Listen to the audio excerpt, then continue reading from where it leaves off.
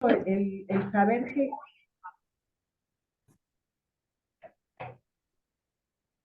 me alegra mucho saber que ha tenido resultados estos juicios ante el Tribunal Electoral y que reditúan en lo que hoy vamos a ver, en lo que se está avanzando en este proceso de ejecución del presupuesto participativo ahora del 2023 y 2024. Es el resultado de un trabajo que ha realizado Alejandro entre los tribunales y bueno, junto con algunos de nosotros desde las trincheras de cada pueblo.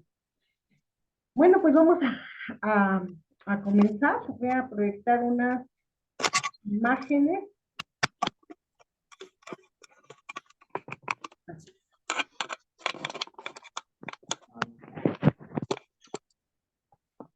Licenciado, ¿podrías permitirme compartir imágenes?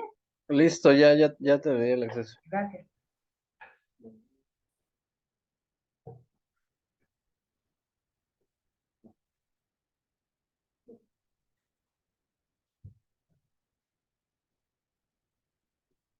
Bueno, pues el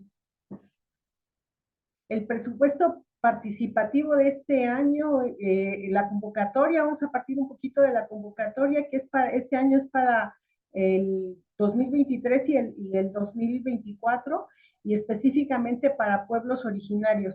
Quiero decirles que esta ha sido una experiencia de mucho aprendizaje porque me he metido a leer, bueno, como profesión también soy abogada y esta invitación a participar en estos procesos del presupuesto participativo me han obligado a meterme a leer a nuestras leyes, comenzando por la Constitución de todo México y pasando también por la Constitución de la Ciudad de México, que es muy grato decirles que tiene cosas muy productivas, cosas muy valiosas que es importante que las conozcamos porque esa constitución fue conseguida con logro de movimientos sociales, por la lucha de movimientos de colectivos, más que de políticos.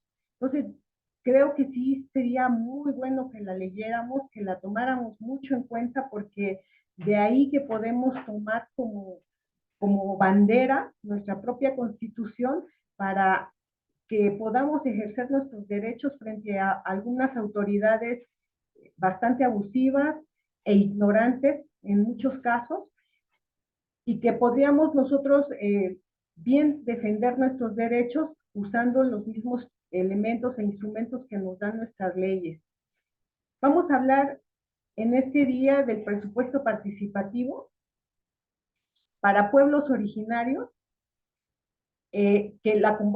hay dos convocatorias para este ejercicio del presupuesto participativo.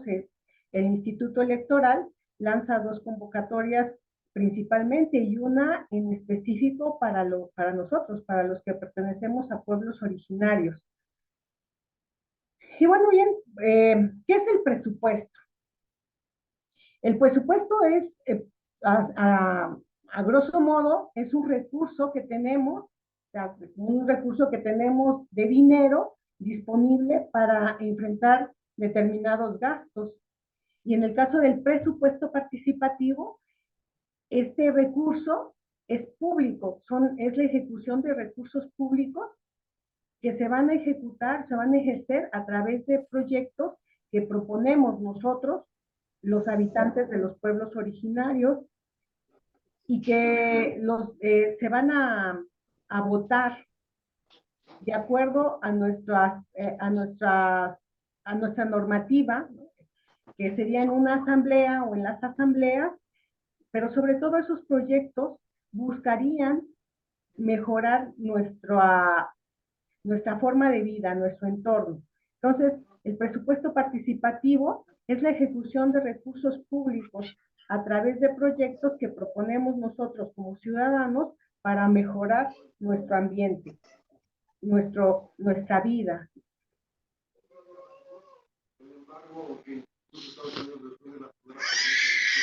Vamos a mencionar un poquito algunos artículos básicos de nuestra Constitución Política de la Ciudad de México, porque estamos hablando de un presupuesto participativo. Ya dijimos que el presupuesto, pues son los recursos que se destinan para algún gasto que va a beneficiar a nuestra comunidad, a nuestro pueblo.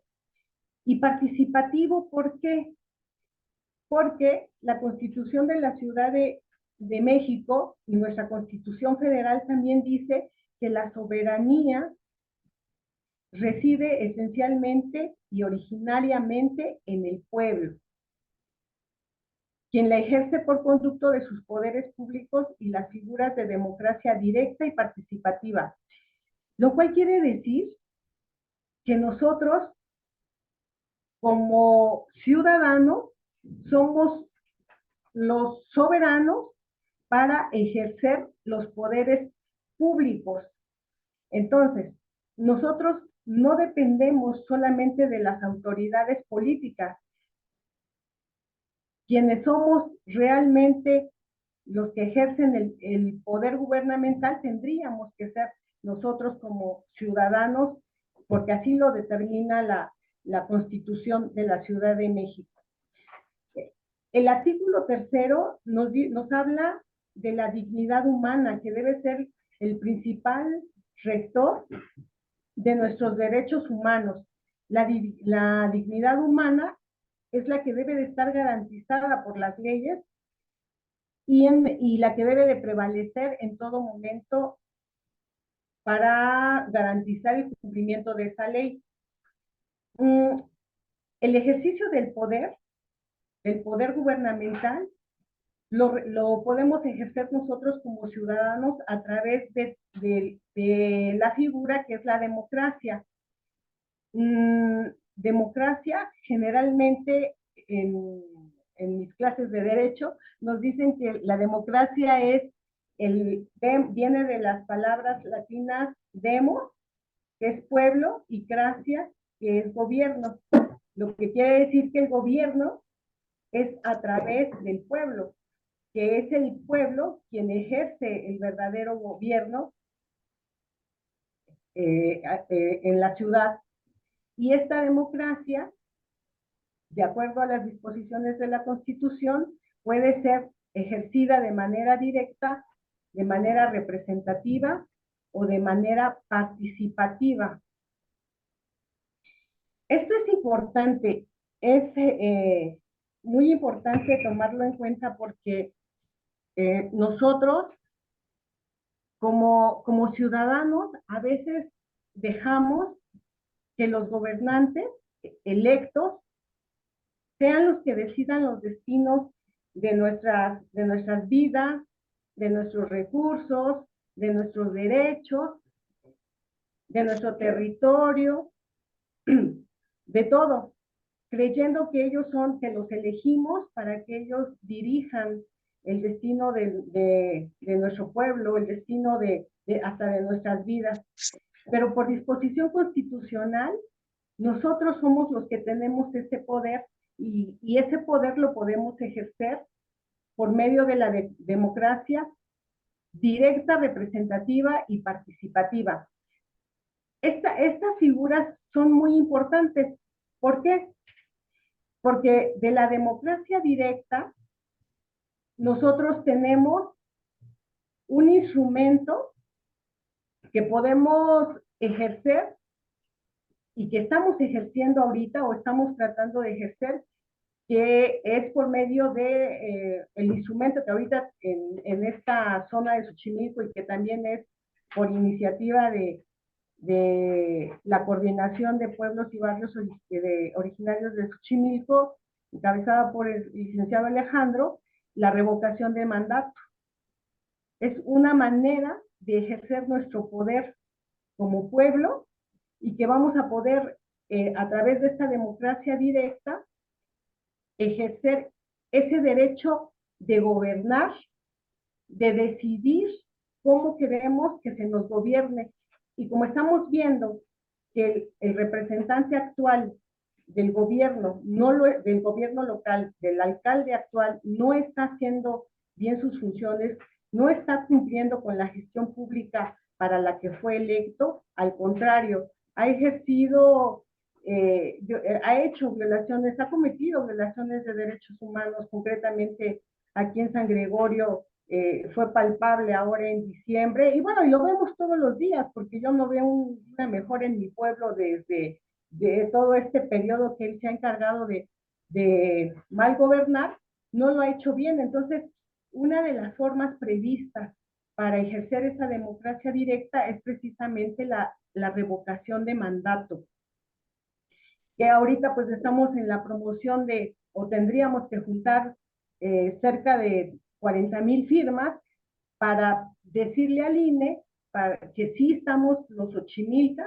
o los atlapulquenses o los de los diferentes pueblos que sí estamos de acuerdo en que se inicie el proceso de revocación de mandato, porque en realidad quien va a llevar a votación esta petición de revocación de mandato, pues va a ser el Instituto Electoral, y ahorita las 40,000 firmas solo son para que vea ese instituto que los xochimilcas no estamos de acuerdo con el gobernante que ahorita supuestamente elegimos. Entonces, esa es una manera de ejercer nuestro derecho y nuestra función gubernamental por medio de la democracia directa. De lo que vamos a hablar ahorita es de la democracia, de ejercer nuestro derecho como en la democracia participativa, y aquí es donde entra el presupuesto participativo, precisamente, en donde vamos a poder decidir respecto a los recursos públicos, en dónde queremos que se ocupen, en dónde, escogiendo las principales necesidades o dando prioridad a las necesidades que nosotros consideremos que se deben de atender en cada población originaria. Ahí vamos a destinar el recurso que constitucionalmente se destina para ejercer ese derecho o esos recursos que en este año son del 4% de los recursos que le destinan a la alcaldía para que sean repartidos entre los diferentes pueblos originarios de Xochimilco.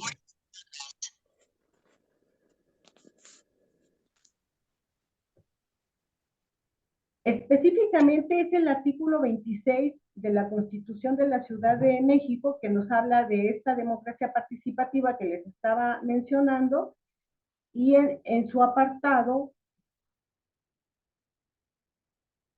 B nos explica qué es el presupuesto participativo. Y ahí me voy a permitir leerlo para mayor claridad. Presupuesto participativo es el artículo 26 en su apartado B. En el número 1 dice: las personas tienen derecho a decidir sobre el uso, administración y destino de los proyectos y recursos asignados al presupuesto participativo, al mejoramiento barrial y a la recuperación de espacios públicos en los ámbitos específicos de la Ciudad de México. Dichos recursos se sujetarán a los procedimientos de transparencia y rendición de cuentas. Es tan importante el que nosotros tomemos conciencia de que la máxima norma que rige a la Ciudad de México está reconociendo que nosotros tenemos derecho a decidir sobre el uso, la administración y destino de los proyectos y recursos asignados al presupuesto participativo. Aquí podríamos hablar que no solamente tenemos derecho a decidir sobre el uso, administración y destino de los recursos asignados al presupuesto participativo, sino que también a un presupuesto mayor que nos tocaría a cada pueblo administrar directamente, pero que bueno, vamos poco a poco. Ahorita, este artículo 26 nos da derecho a que nosotros decidamos sobre estos recursos. 2. La ley establecerá los porcentajes y procedimientos para la determinación, organización, desarrollo, ejercicio, seguimiento y control del presupuesto participativo. Y les decía, hay 2 convocatorias muy diferenciadas para ejercer este presupuesto participativo. Y nosotros tenemos la gran ventaja de pertenecer a pueblos originarios. Creo que la mayoría de los que estamos ahorita aquí conectados pertenecemos a pueblos originarios. Y este presupuesto, como ya vimos, está regulado por la Constitución de la Ciudad de México en una supremacía sobre otras leyes, la Constitución arriba de otras leyes. Y los pueblos originarios, como pueblos originarios, también estamos contemplados en esta Constitución de la Ciudad de México directamente. Este artículo 59 nos da un carácter jurídico que nadie nos puede quitar. Ahorita me viene a la memoria otro tema que también se ha estado trabajando aquí en la Coordinación de Pueblos y que es el dichoso registro de pueblos que promueve o promovió, creo que insiste, la CEPI, en que tenemos que registrarnos como pueblos originarios en un librito para que se nos puedan, o en un registro para que se nos pueda reconocer el carácter de pueblos originarios según los ignorantes servidores públicos de la CEPI, cuando el artículo 59 dice que nosotros, los pueblos originarios, tenemos reconocida nuestra personalidad aquí, en este artículo precisamente. Entonces, este artículo invalidaría esa propuesta de la CEPI de que tiene que haber un registro para que se nos puedan reconocer los derechos como pueblo originario, lo cual no es verdad. ¿Cómo le hago para quitar? Perdón, necesito asesoría. ¿Cómo le hago para quitar este poder? ¿Más tierra? Entonces, vamos a ver, el artículo 59 habla de los derechos de los pueblos y barrios originarios y comunidades indígenas residentes. Dice en el apartado A, carácter jurídico. Los pueblos y barrios originarios y comunidades indígenas residentes tienen derecho a la libre determinación. En virtud de ese derecho, determinan libremente su condición política y persiguen libremente su desarrollo económico, social y cultural. El derecho a la libre determinación de los pueblos y barrios originarios se ejercerá en un marco constitucional de autonomía que asegure la unidad nacional en los términos que establece la presente Constitución. Los pueblos y barrios originarios y comunidades indígenas residentes tienen el carácter de sujetos, esto es bien importante, tienen el carácter de sujetos colectivos de derecho público con personalidad jurídica y patrimonio propio. Esto, señores, señoras, señoritas, jóvenes, esto que dice aquí, tienen el carácter de sujetos colectivos de derecho público con personalidad jurídica y patrimonio propio. Nosotros como abogados lo hacemos valer ante cualquier instancia con un reconocimiento que la propia Constitución le da a cada pueblo originario para autodeterminarse, para autorregularse, para decidir con plena autonomía sobre la manera de organizarse y sobre la manera de decidir dónde se destinan los recursos, cómo gobernarse dentro de su territorio. Entonces, esta partecita aquí, del número 3, del artículo 59, en el apartado A, tiraría lo dicho por la CEPI o por los servidores públicos de la CEPI, que dicen que tendríamos que registrarlos. Ninguna norma va arriba de la Constitución. Y si aquí el artículo 59 constitucional está diciendo que los barrios, los pueblos y barrios originarios tenemos personalidad jurídica y patrimonio propio, no tiene por qué venir una ley secundaria a querer decir que para reconocernos ese carácter jurídico tenemos que registrarnos en un librito.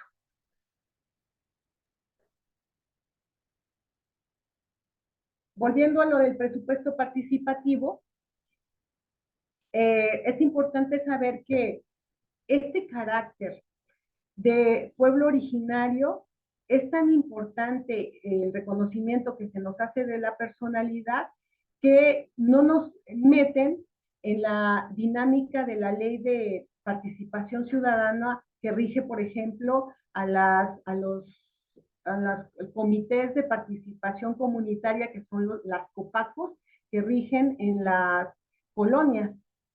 Para nosotros, nuestra norma es la Constitución, y ahí dice que nosotros como pueblos originarios tenemos unas autoridades y representantes tradicionales que son los que van a representarnos para efectos de cualquier actuación pública en beneficio de nuestra comunidad. Dice, las autoridades y representantes tradicionales de los pueblos y barrios originarios y comunidades indígenas residentes elegidos de conformidad con sus sistemas normativos serán reconocidos por las autoridades de la Ciudad de México y se garantizará su legitimidad. Es muy importante aquí tener en cuenta que esta disposición de la Constitución en cuanto a que los pueblos originarios somos representados por autoridades tradicionales, la hagamos valer para este presupuesto participativo, porque precisamente la convocatoria va dirigida a estas autoridades tradicionales para que a su vez sean las que convoquen a las asambleas donde se decida cuáles son los proyectos en los que se van a ejecutar el presupuesto participativo.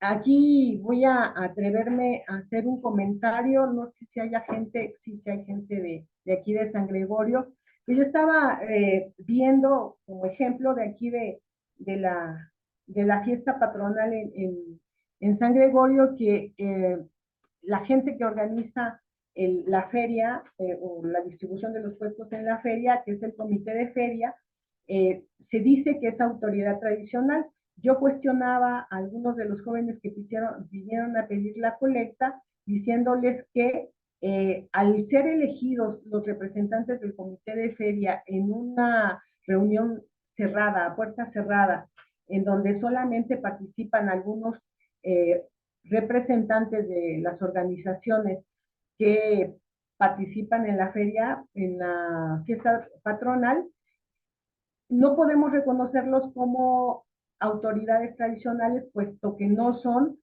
elegidos por la asamblea, en donde estaríamos participando todos los que hasta cooperamos para que se realicen estas fiestas.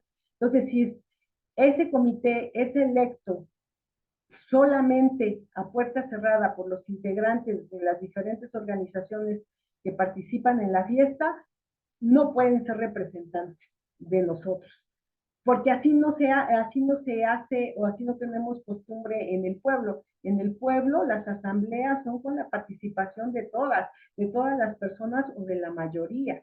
Entonces, esa categoría de autoridades tradicionales sí tendríamos que tenerlas muy en cuenta en cada pueblo, para saber quiénes son a los que estamos reconociendo como representantes originarios o tradicionales y que nos puedan convocar para esta ejecución del presupuesto participativo, como lo exige la convocatoria del Instituto Electoral, pero sobre todo la Constitución de la Ciudad de México.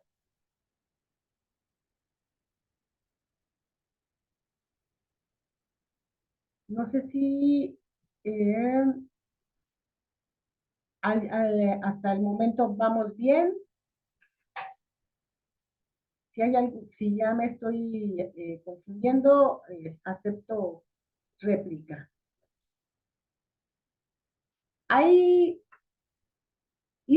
Me permití hacer un cuadro comparativo entre las disposiciones o las características que tiene el pueblo originario en esta parte del presupuesto participativo con la colonia.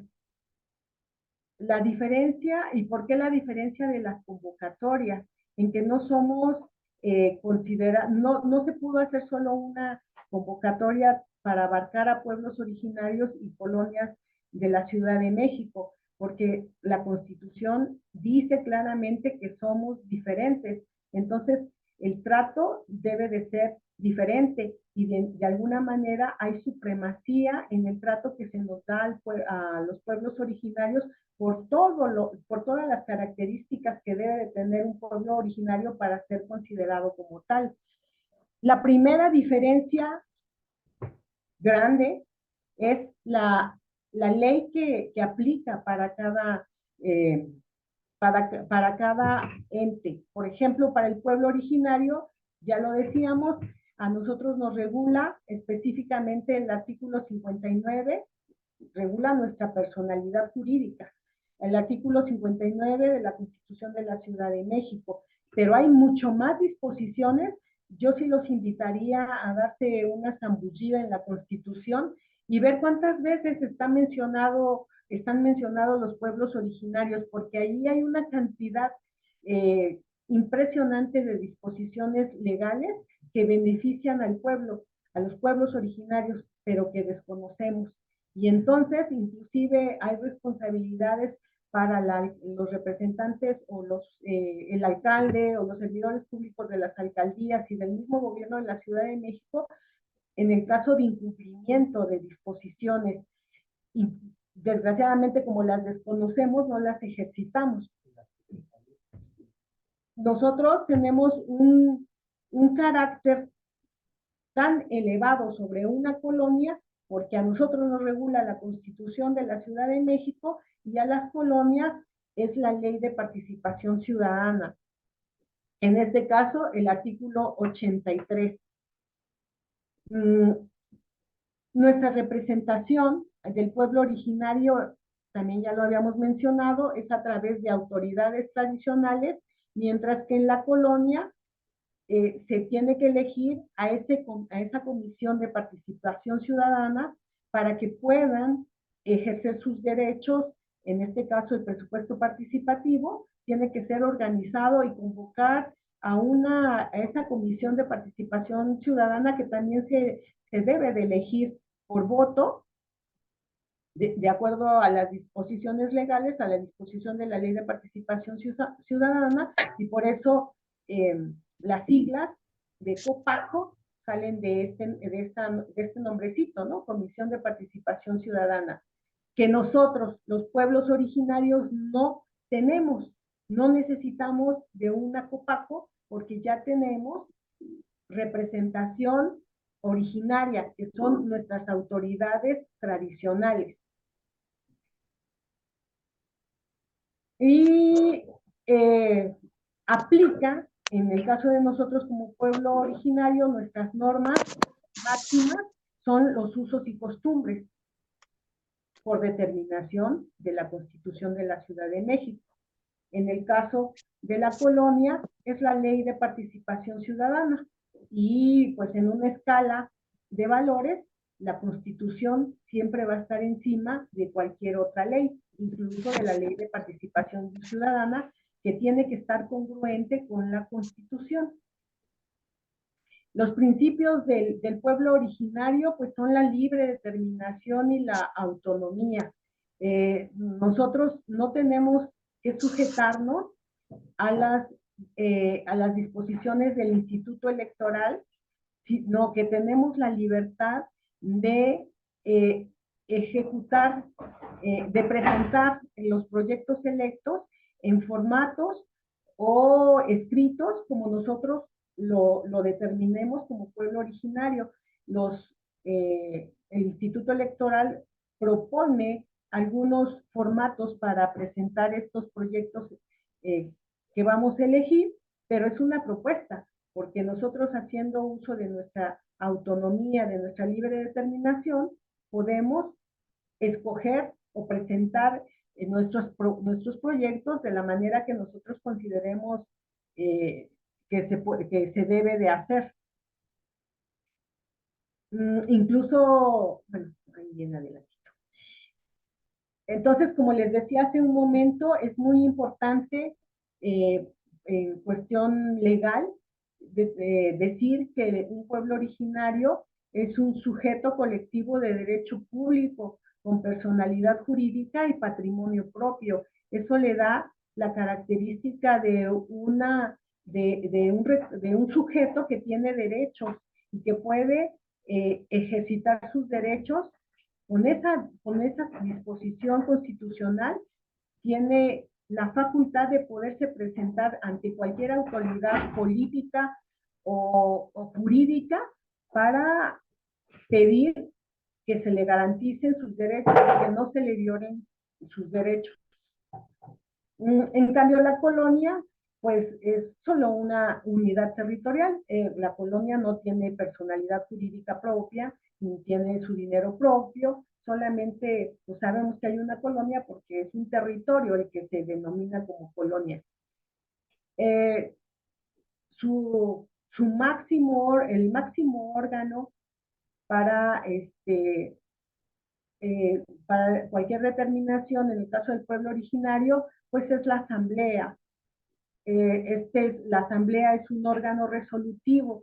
Cuando nosotros en los pueblos nos reunimos para decidir poner a un representante, quitar a un representante, utilizar el dinero que tenemos del presupuesto participativo o de cualquier otro recurso que tengamos, en asamblea, si lo decidimos en asamblea, eso es ley para el pueblo, porque es un órgano que toma decisiones y resoluciones firmes, lo que no puede pasar en la colonia, porque en la colonia la asamblea solamente es un mecanismo que concede la ley de participación ciudadana para poder votar algunas decisiones. En el caso del presupuesto participativo, es una consulta la que se le hace a la población respecto de los proyectos que se presentaron de manera individual y que fueron calificados de viables, y que en la consulta ciudadana se va a escoger dentro de esos proyectos el que la gente elija. En cambio, en nuestra asamblea, nosotros vamos a decidir cuáles son las prioridades del pueblo, vamos a dictaminar cuáles son las posibles soluciones y de ahí escoger los proyectos que vamos, en donde el pueblo decida que se va a ejecutar el presupuesto participativo. Este año, por la sentencia por el juicio que se promovió en el Tribunal Electoral, el Instituto Electoral está abriendo la propuesta de que se pueda realizar, además de la asamblea resolutiva, donde se escoja el proyecto que se va a presentar para su dictaminación, está proponiendo que se hagan otras asambleas, si así lo decide la asamblea del pueblo originario, se hagan otras asambleas u otra asamblea de diagnóstico y de deliberación. Lo que quiere decir es que se analice cuáles son la problemática del pueblo, se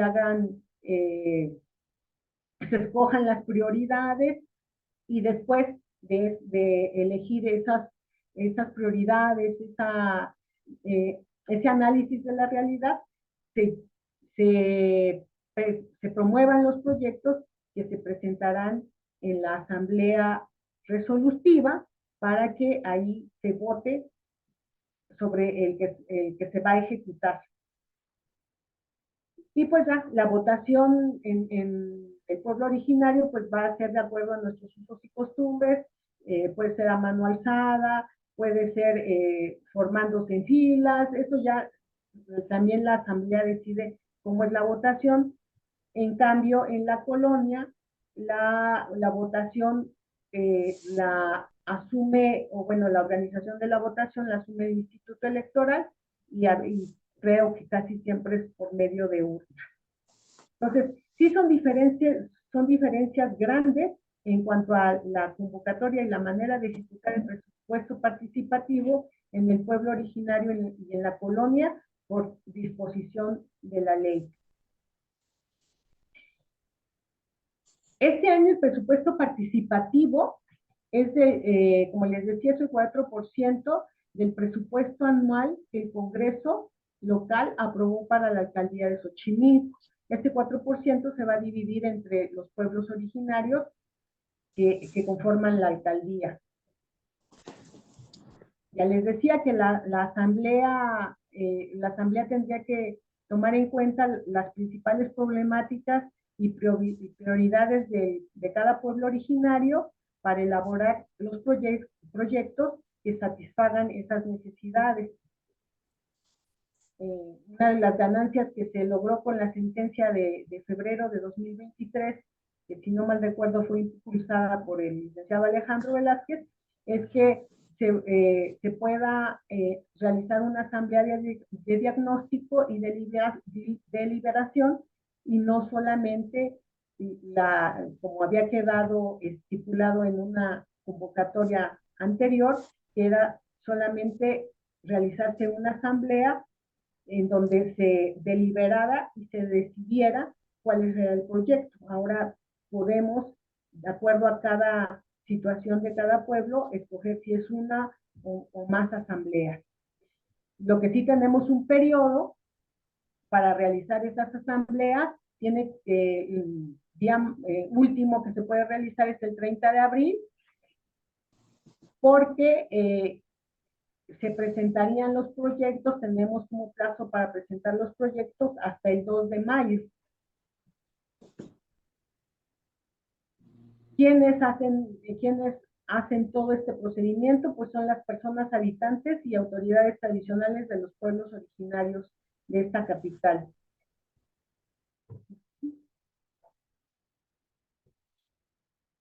Solo como consejo de lo que obtuvimos como experiencia del año pasado, del presupuesto participativo 2022, sí es recomendable que desde la convocatoria que hagan las autoridades tradicionales de cada pueblo para la realización de las asambleas, para la ejecución del presupuesto participativo de estos años, 2023 y 2024, se hagan tomando en cuenta que esto puede ser motivo de un juicio en donde se van a necesitar para ser efectivo, se va a necesitar el mayor número de pruebas. Entonces, la misma convocatoria dice que hay que documentar ampliamente la difusión que se haga de esta convocatoria, de las reuniones, de los talleres, si se pegan cartelones, de todo esto hay que tomar fotos, hay que tener una libreta donde firmen la gente que va a asistir a los diferentes talleres, tomar fotos de dónde se pegan la propaganda,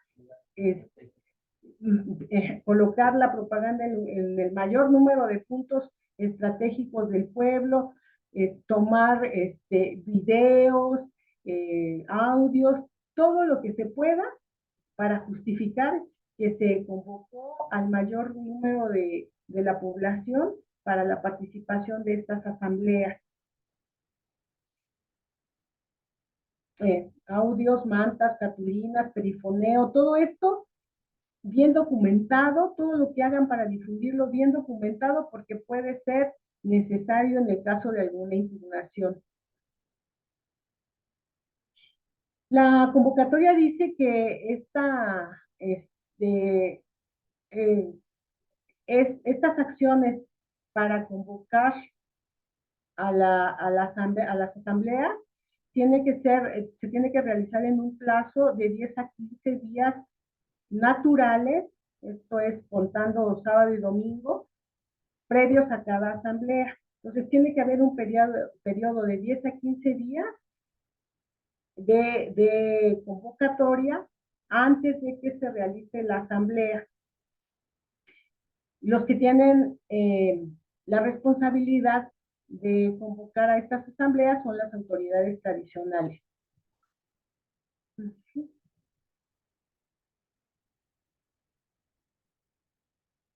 Ya para si es que el pueblo decide realizar la asamblea de diagnóstico y deliberación, que sería previa a la asamblea resolutiva, esta tendría que ser antes del 30 de abril, como ya se había señalado,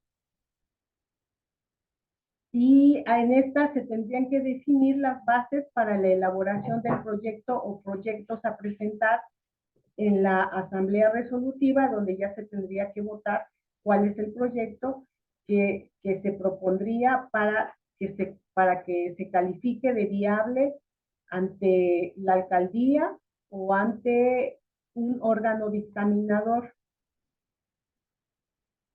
Como ya se dijo, en esta asamblea de diagnóstico y de deliberación, tendrían que identificarse las principales problemáticas y prioridades del pueblo originario, entre todos los participantes de la asamblea. ¿Con qué?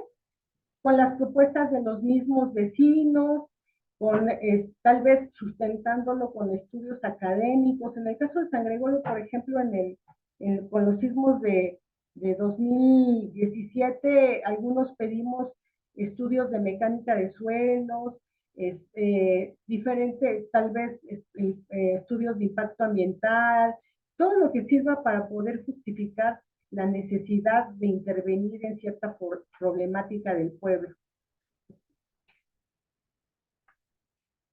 Para después llegar a la celebración de la asamblea resolutiva o decisiva, en donde la población deberá conocer cuáles son los proyectos que se están presentando para aterrizar o resolver esas principales problemáticas y para que se vote en cuál de ellos se va a ejercitar el presupuesto participativo.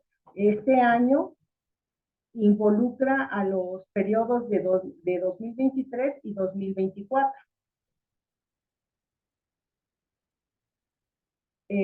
También fue una ganancia el que la sentencia que salió ahora en febrero de 2023 haya dicho que no solamente se puede realizar una asamblea, sino que se realizan dos. Se pueden realizar dos o más para determinar primero las prioridades y después presentar los proyectos aterrizando esas prioridades. Y el método para realizar estas asambleas, pues es conforme siempre a nuestros usos y costumbres, a la forma que decida la asamblea por ser pueblo originario. No olvidar que es hasta el 30 de abril que se tiene para realizar estas asambleas.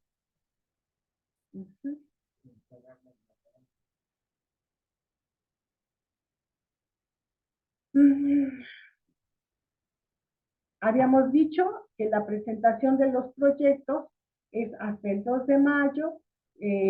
La convocatoria dice que son las autoridades tradicionales quienes presentan estos proyectos y esta entrega de proyectos tiene la finalidad de que se dictaminen válido o no el proyecto que se presente. También es un logro de la sentencia ganada por el licenciado Alejandro, por la coordinación de pueblos, el hecho de que se pueda ahora, se tenga el mismo derecho que las copacos o que las colonias para poder decidir si dictamina el proyecto elegido por el pueblo, si lo dictamina un órgano dictaminador, valga la redundancia, o sea la alcaldía la que valide ese proyecto.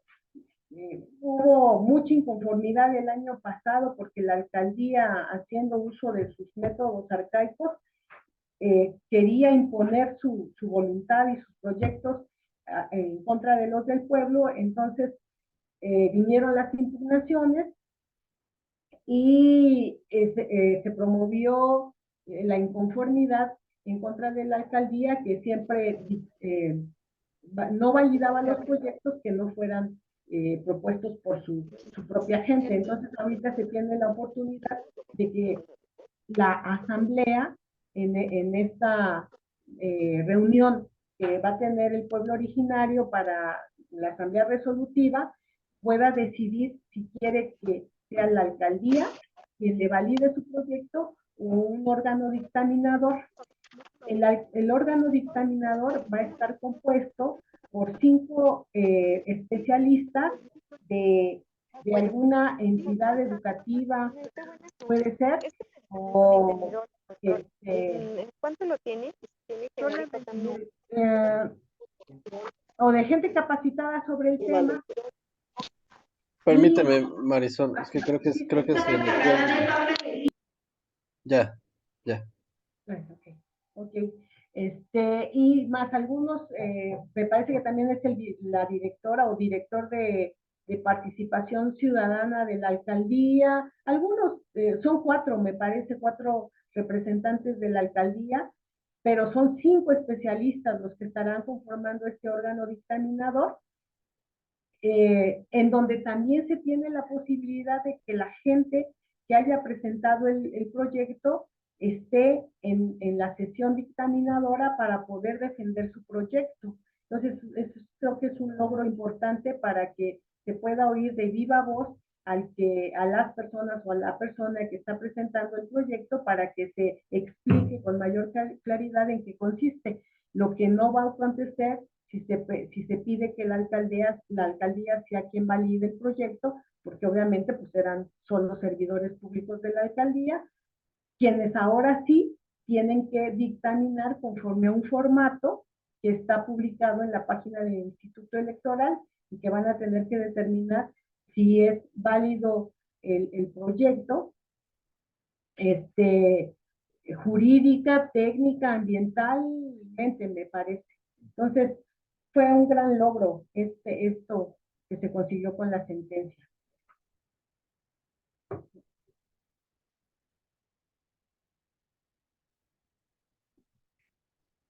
Esta dictaminación va a ser durante la segunda quincena de mayo del presente, de este año. Pues como ya habíamos dicho, presentamos nuestros proyectos hasta el 2 de mayo y entonces a partir de ahí la alcaldía o el órgano dictaminador tendrán toda esa segunda quincena de mayo para dictaminar si es válido o no el proyecto. Esta última anotación, pues es lo que se ganó con esta sentencia. Este es el número de juicio en el que se decidieron estas determinaciones que aún quedan cortas, pero pues ya dan todavía un mayor beneficio del que se tenía antes.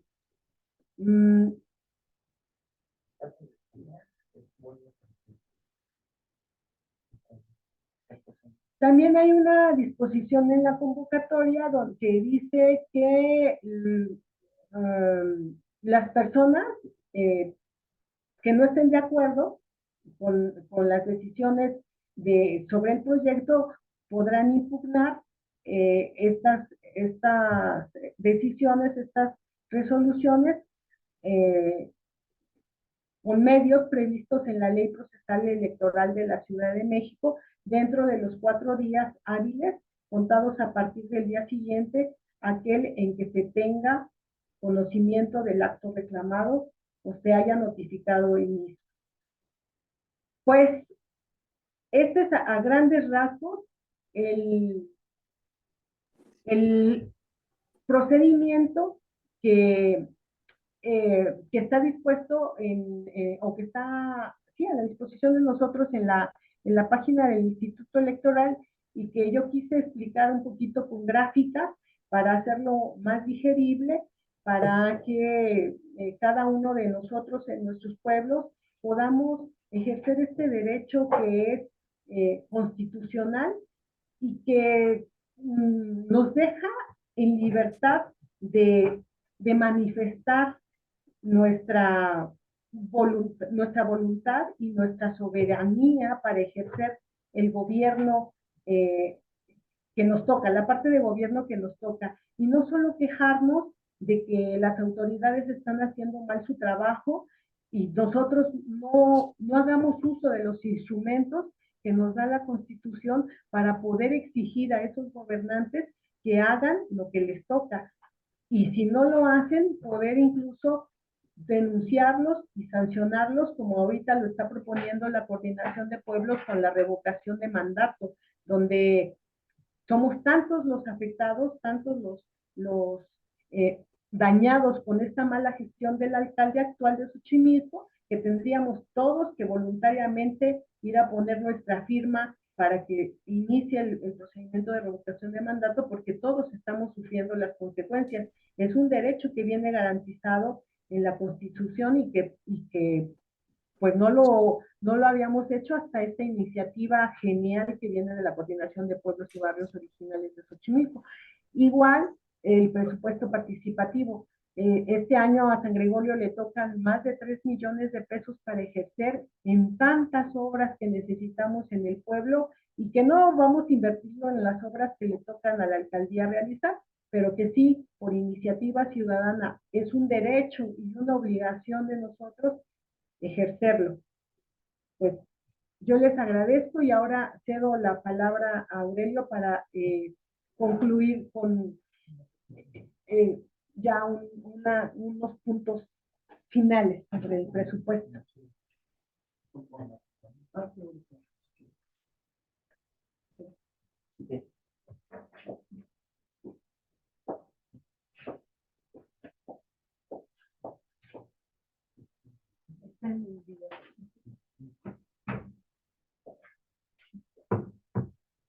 Sí, buenas noches a todos. Esperemos que estemos en cuenta pueblos originarios. Me presento, soy Aurelio Serralde, originario de aquí de San Gregorio Atapulco. Y muchas gracias por la invitación y esperemos colaborar para que más presupuestos participativos sean ganados a nombre de los pueblos. Vamos a dar comienzo a la exposición que traigo asignada para ustedes. Sí.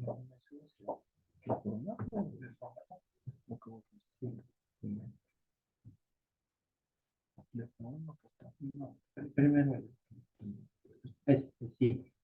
Sí, bueno, vamos a empezar ya con la parte práctica. Ya vimos todos los antecedentes de la abogada Marisol.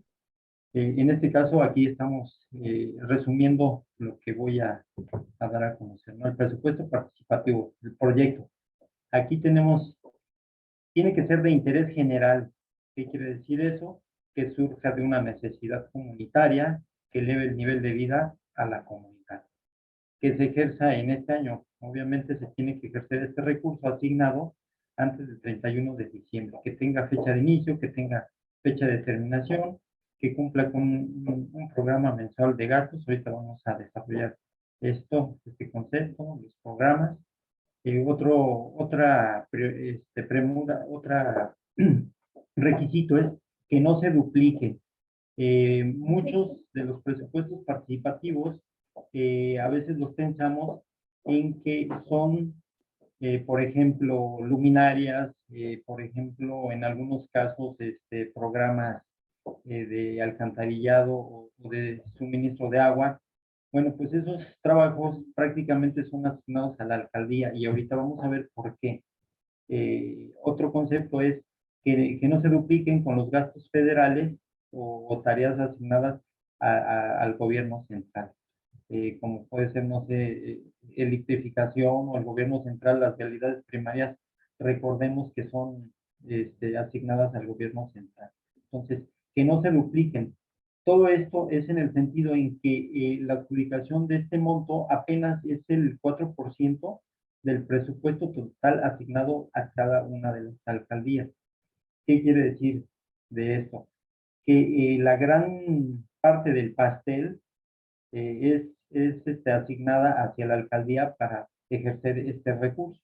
Entonces, es una desproporción gigante si este presupuesto que es muy raquítico, es el 4%, le vamos a ayudar a trabajos a la alcaldía, pues yo creo que ahí sí no. Entonces, eh, también en este tema vamos a ahondar más porque tenemos un formatito ahí, cómo podríamos presionar a la alcaldía para que pues esos recursos, No le sabía el 96% pues lo se llama saquen y lo gaste en sus programas que tienen que cumplir. El otro punto también es que la asamblea sea el órgano máximo de decisiones. Bueno, pues ya lo vimos aquí con la abogada. Para esto tenemos que convocar al pueblo a través de las autoridades tradicionales y elegir el proyecto en la asamblea. Con lo que respecta a que eleve el nivel de vida de la comunidad, pues se tienen que mejorar los espacios públicos, equipamiento de infraestructura urbana. En el caso de que sea algo que la comunidad lo requiera, bueno, pues podríamos hacer uso del equipamiento de infraestructura urbana. Pero yo no estoy muy de acuerdo porque todo esto le toca a la alcaldía con sus recursos, ¿no? Obras y servicios pues prácticamente es lo mismo. Entonces ahí tendríamos que ser muy creativos para ver qué problemática se presenta y bueno, pues no le ayudemos con los trabajos que tiene que ejecutar tanto el gobierno central, el gobierno local y hasta el gobierno federal, ¿no? Entonces aquí hay otra partida y, perdón, punto y actividades deportivas. Bueno, pues también ahí eh, las actividades deportivas que también tocarían también a la alcaldía o al gobierno central. Y aquí viene otro punto, cualquier mejora para el pueblo. Aquí es donde tenemos que tener la creatividad muy abierta y bueno, ahorita vamos a pasar a ver cómo podemos en este concepto desarrollarlo, ¿no? Otro punto es actividades culturales. Ahí sí, aparte de que pues también al, a los diferentes gobiernos les toca la cultura, pero bueno, pues creo que aquí hay un punto donde sí podríamos también incidir algunos puntos, sobre todo para preservar nuestro territorio, ¿no? Actividades recreativas, pues es otro panorama que nos sugiere, no es que tengamos que cumplir esto, sino el mandato es que la Asamblea determine si hay otro punto que, que salga y que no esté en esto, se puede poner, porque recordemos que esto sale de la Asamblea. Entonces, son algunas prerrogativas que a modo la convocatoria nos sugiere, pero no quiere decir que esto es lo que tengamos que hacer. La fecha límite de entrega a la alcaldía es el 2 de mayo y bueno, voy a explicar brevemente cómo podríamos partir para realizar nuestro presupuesto participativo. Primero tendríamos que proceder para la elaboración del presupuesto, pues enumerar una serie de, un segundito,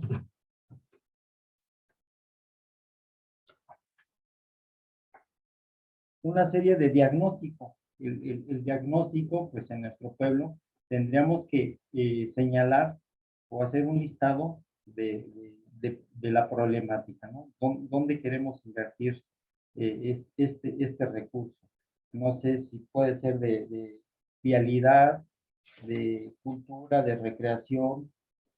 Por ejemplo, aquí se está hablando aquí tenemos las vialidades muy caóticas, es muy difícil pasar de una acera a otra acera.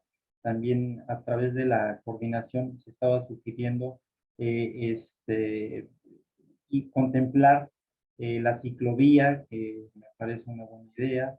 Entonces, y como vamos viendo, no encajamos en lo que nos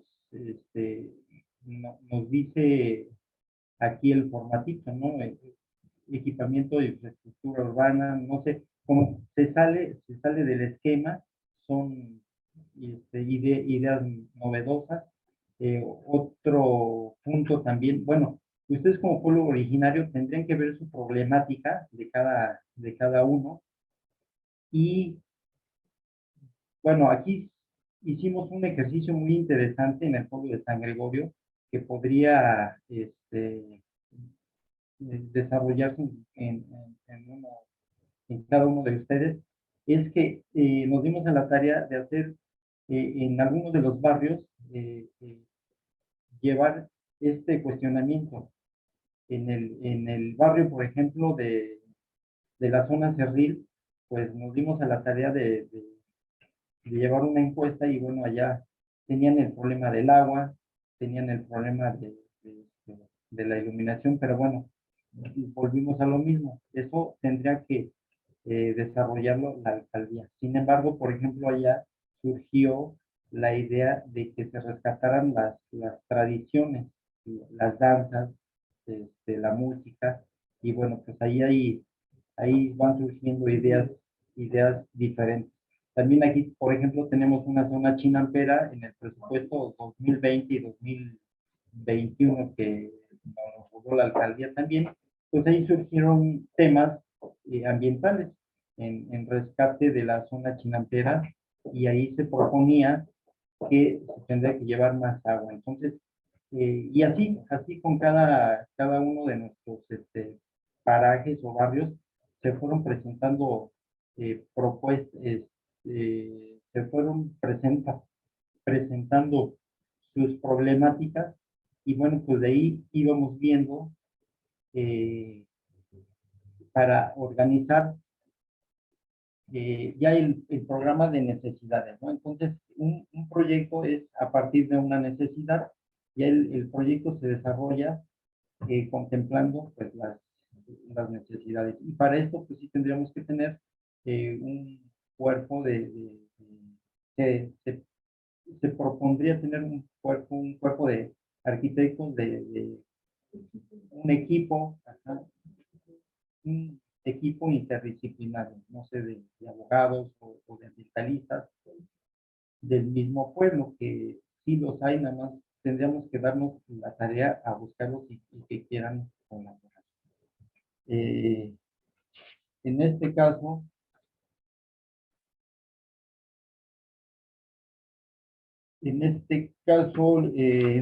un segundo. Les voy a leer un formato en el que elaboramos aquí para darle seguimiento y el desarrollo del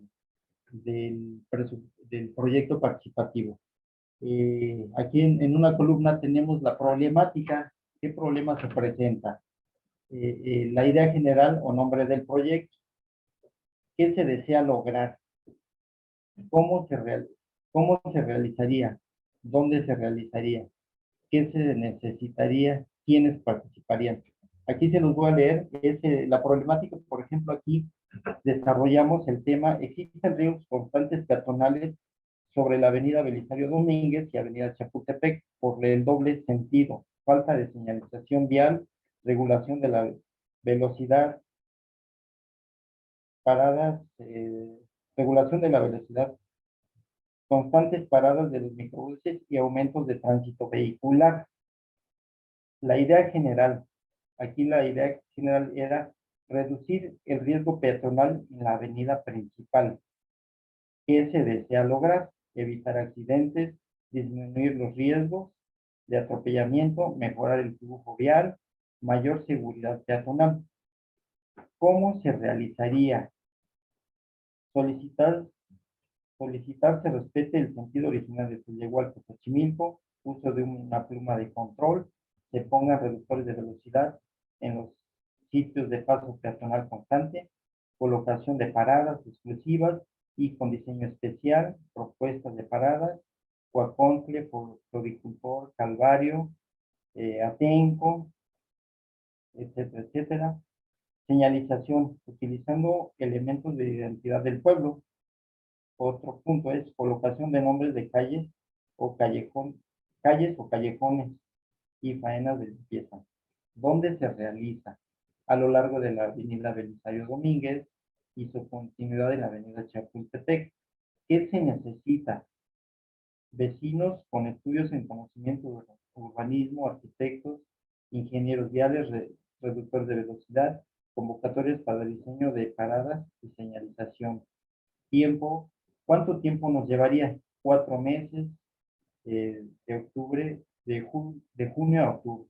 ¿Cuánto costaría? Ahí tendríamos que tener un estimado para no rebasar el monto que nos tiene contemplado en cada uno de nuestros pueblos.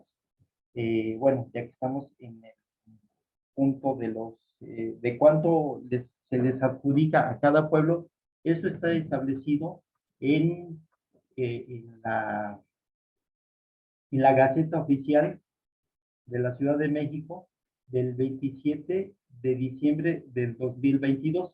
Ahí van a determinar, bueno, ahí van a consultar cuánto dinero está asignado a cada uno de los pueblos. Entonces, ahí lo checan y eso es lo que tienen que hacer. Ese presupuesto es ya neto lo que van a tener que gastar. Ahora vamos a hablar con respecto al... Bueno, aquí también hubo una experiencia del presupuesto participativo del 2022. Aquí también se presentó otro proyecto que también es novedoso. Quisimos plantear lo que tenemos un acueducto que ahorita está casi ya en desuso, pero en la parte superior está desaprovechado. Entonces aquí propusimos que fuera un andador peatonal, en el sentido en que ya tenemos muy pocas áreas verdes aquí y que también hay mucha dificultad para caminar. Entonces se desarrolló ese proyecto y no tiene nada que ver con obras y servicios de drenaje, de equipamiento, de infraestructura. Y bueno, pues ahí ese presupuesto quedó en segundo lugar. Entonces, es otra idea. Y yo creo que ahí en sus pueblos hay diferentes alternativas. Pero aquí lo que nos hemos dado cuenta, que entre más impacte en el pueblo, creo que tiene más posibilidades de ganar. Y ahora estamos pensando pues en esa idea de que no sea nada más en una zona del pueblo, sino que sea la mayor parte donde tenga incidencia este presupuesto participativo. También nos dimos a la tarea de que en esas visitas a los barrios surgían muchas necesidades. Entonces, se elaboró un formatito para que lo llenaran las personas que tuvieran alguna necesidad y una petición ciudadana y se canalizara a la alcaldía. Este formatito estaba dirigido al alcalde José Carlos Acosta, alcalde de Xochimilco. Aquí dice, se le deja un espacio y dice: Leopoldo Muñoz Hernández, vecino del pueblo originario de San Gregorio Atlapulco, de la alcaldía de Xochimilco, con domicilio en tal, con fundamento en los artículos 8 de la Constitución Política de los Estados Unidos, en los artículos 5, apartado A3, 21 del apartado D, fracción tercera, guión 2, numeral 33, numeral, bueno, están todas las referencias legales. Solicito a usted atienda mi petición que consiste en, y ahí ya la gente enumeraba, por ejemplo, aquí nos comentaba, reparación de banqueta, porque hay mucha necesidad, luminarias, no sé, un bache, o no sé, entonces la gente a veces por su desesperación quiere que gastarse ese presupuesto participativo en esta condición que le toca de actividades asignadas a la alcaldía, al gobierno central o hasta al gobierno federal, ¿no? Entonces, este es algo novedoso también aquí que, bueno, creo que es novedoso que podría servirles para que ese 4% asignado se vaya directamente a las necesidades como pueblo originario.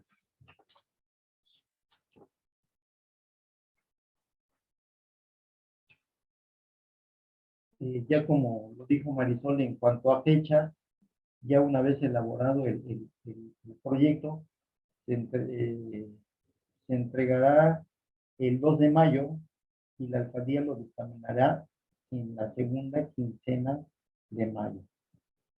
Y dentro de lo que,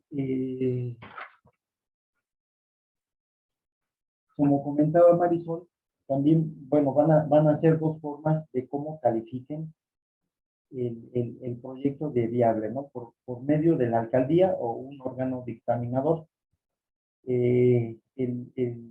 A diferencia del año pasado, en que únicamente la alcaldía era la que dictaminaba, y bueno, ya sabemos cómo la ineficacia y, no sé, la ineptitud de sus funcionarios, a nosotros nos dictaminaron, eh, se ganó el proyecto del Panteón, de nichos del Panteón, pero la alcaldía dictaminaba, pues no es viable. Entonces le comentábamos, bueno, explícanos por qué no es viable. Pues ellos se dedicaban a contestar, no es viable porque, pues no es viable y se acabó. Entonces, así era como contestaban ellos. Y ahora, bueno, pues con esta resolución jurídica, creo que sí se gana, que tienen que explicar por qué no procede mínimamente, bueno, con todos sus detalles o fundamentos técnicos legales, por qué no procede. Entonces, ahí sí hay un aporte en cuanto a esta forma de ahora de dictaminar. Ahora, también, entre más tengamos el proyecto desarrollado, que obviamente sale de las necesidades, como ya habíamos dicho, si está más desarrollado, tenemos más armas para defenderlo ya en la etapa también constructiva. ¿Por qué? Porque si nada más entregamos un escrito o no muy desarrollado, bueno, pues la alcaldía pues lo va a interpretar a su forma y a su manera. E inclusive también pues no puede llevarse todo el monto asignado y entonces sí sería un exhorto para que ese proyecto, entre más desarrollado esté, pues mejor va a dar resultados porque va a estar en consenso de ustedes. Y para eso, pues sí, se requería un poquito de especialización de algunos compañeros arquitectos, abogados o un equipo interdisciplinario para que se armara ese proyecto. Eh, Dentro de lo que yo puedo recomendar, por ejemplo, tendríamos que armar el proyecto si se refiere a construcción de obra de algún espacio habitable, pues tendremos que tener un proyecto ejecutivo, tendremos que tener mínimo un catálogo de conceptos, que quiere decir los conceptos a ejecutar, no sé, cimentación, muros, losas, ventanas, desarrollarlo para que a la hora de cotejarlo, que es a través de bueno, eso también se va a elegir un comité de seguimiento y otro de evaluación de construcción, que también se tendrá que elegir ahí en el mismo, eh, la misma asamblea y se establecerán ahí esas personas. Pero al llegar ahí, entonces, los que van a verificar que se dé seguimiento a ese proyecto, bueno, pues ya tienen las herramientas para ver si se cumple o no se cumple, tanto en calidades de materiales, en tiempos, en costos, y que, bueno, pues dé un mejor resultado. Porque ya sabemos que las obras de la alcaldía, pues, es un gasto de 1 millón y ahí lo quieren hacer de 3 millones, ¿no? Entonces, sí se requiere de un trabajo interdisciplinario. También aquí, para que tengan una idea en cuanto a costos, en este caso, hay unos tabuladores ya establecidos para el gobierno de la ciudad para que los constructores no se excedan en el costo de los trabajos asignados, ¿no? Y ese es el tabulador de precios unitarios de la Ciudad de México. Y esto también lo pueden consultar y está en internet, ¿no? Es el tabulador de precios unitarios para la construcción aquí en la Ciudad de México. Entonces ahí ya con eso tendríamos un parámetro de que si nos quieren sorprender en cuanto a costes, ¿no? Pero bueno, sí ahí ya tendrían que haber trabajos de arquitectura o de ingeniería para determinar eso. Y también ver dentro de su proyecto, hacer un estudio de ese proyecto, si estamos muy arriba, no queramos exceder ese monto, y es una cuestión técnica, a lo mejor por eso nos dictaminan que no procede, ¿no? O sea, como que quisiéramos abarcar mucho y pues con ese dinero no alcanzaría. Entonces ahí tendríamos que ver un estudio, un análisis de costos para determinar que no excedamos. Y, y bueno, por ejemplo, no sé, en actividades culturales o actividades de otro tipo, también tendríamos que ver con algún especialista que nos dé esos parámetros si estamos en la medida justa de no exceder o quedarnos muy cortos en el presupuesto, porque si no, pues nos pueden calificar como no viable. Otro punto para que a la hora de dictaminar el proyecto, pues son los fundamentos técnicos, los jurídicos, los ambientales y los financieros. Un dictamen técnico, bueno, pues para que no los avalen como bueno, tendría que ser que cumpla con el reglamento de construcciones, que el proceso constructivo sea lógico, que si se va a construir en una zona fangosa, bueno, pues tenga una mecánica de suelos. Entonces son cuestiones técnicas. En las cuestiones para que dictaminen de procedente jurídica, pues ahí son una serie de documentos donde yo voy a construir o donde se pretende construir, si no va a afectar una área natural protegida, una zona de conservación. Entonces ahí indagar en esas cuestiones jurídicas.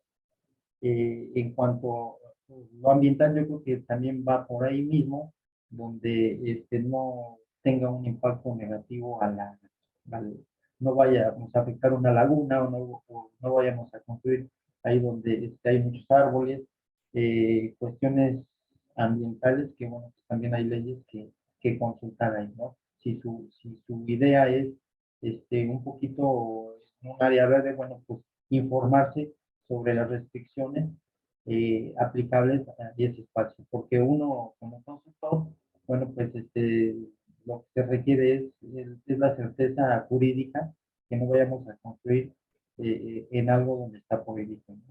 Y el otro rubro es el dictaminación financiera, es lo que comentábamos, que no exceda o que también que se quede muy corto en cuanto a los dineros. En algunos casos, cuando se excede, sí se puede ir hacia al siguiente ejercicio fiscal, que sería el siguiente año, porque también nos dan esa faceta de que el presupuesto se puede ir, la primera etapa